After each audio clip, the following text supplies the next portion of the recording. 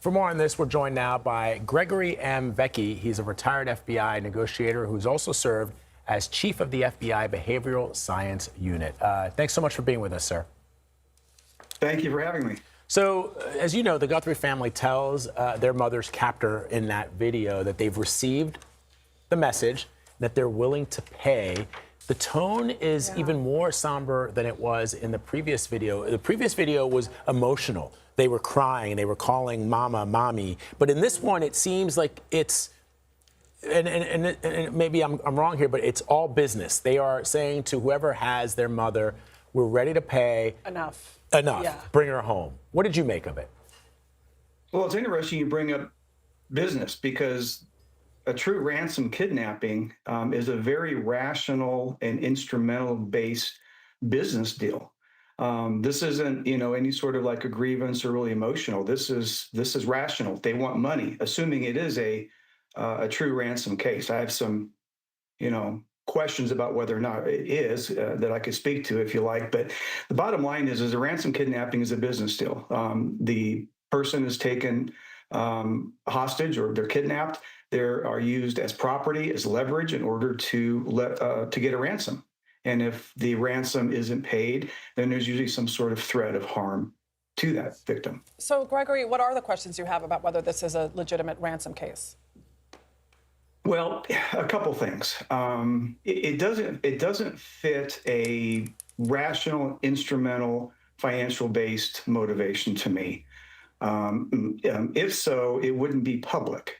Because what happens when you make these ransom notes or demands public, it increases the risk of being caught. It increases, law enforcement involvement, and it also complicates, their control over the situation. So that's a huge problem.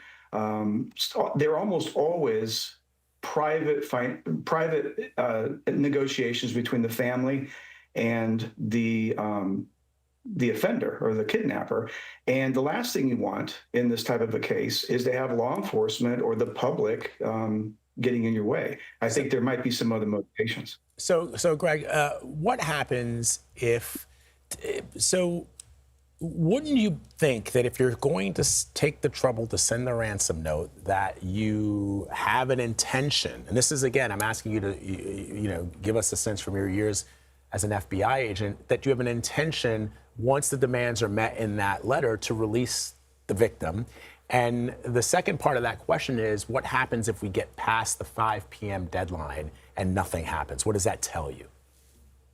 Well, to answer your first question, the motivation is to get the money from the standpoint of the kidnapper, right? And kidnapper would know or understand that, rationally speaking, you got to show that, number one, the person or the family member is alive, okay, and that's been difficult. Number two, that is there proof of possession? Do they actually have her? And then only after that do you get into the negotiations. And we can't seem to get past that. So if it was truly financial, they would have provided this stuff. And I still can't really why it's done. Now, in term, and so that leads to what are some other motivations? Yeah. Well, it could be a hoax. Like there was a guy that was just arrested by the FBI that was trying to put his own ruse out there, I guess, claiming that, he had Nancy, and he was arrested. It also could be, and this is kind of where I'm leaning towards, more of a emotional or expressive type, grievance. Maybe someone that she knows, and it's really not financial, or maybe it just went really bad and they're improvising. And so those are some things that come to my mind. The other thing, in terms of answering your other question, is that this is the second deadline, so it really questions the kidnapper's resolve.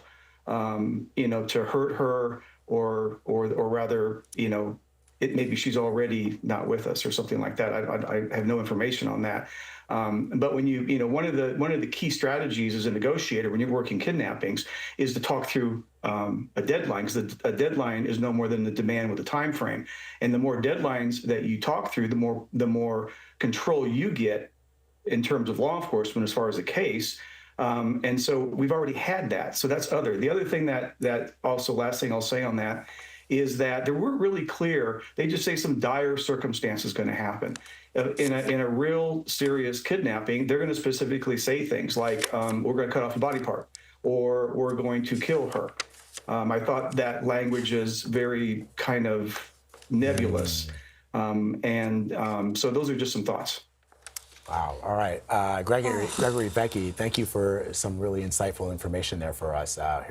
We're just all hoping that whatever it takes to get her home, that whoever has Nancy Guthrie does that.